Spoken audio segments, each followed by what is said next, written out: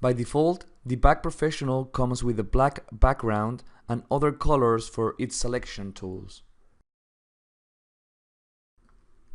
I'm going to zoom in to see with more detail the colors that I can change through the Preferences window. Of course, I can change the background color.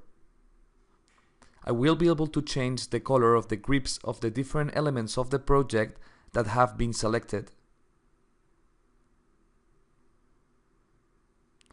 Also, I can change the colors of the markers that will snap to the geometry for the approximation tools.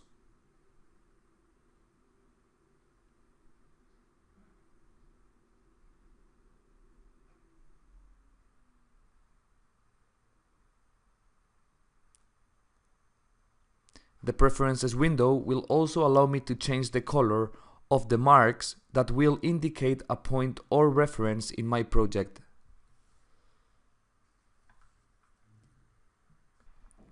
To change the colors of these elements, I need to go to the Preferences of Dibac. For this, I go to Tools, Preferences, and click on the Colors tab.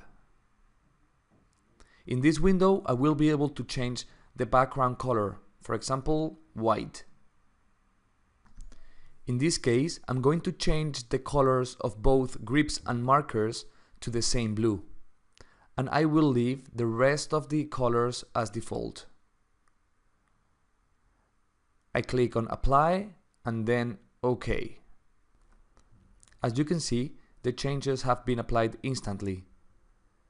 The background has now a different color, and the lines that were before white are now black to allow me to visualize the project. The markers and grip colors have also been changed to the blue that I have indicated before.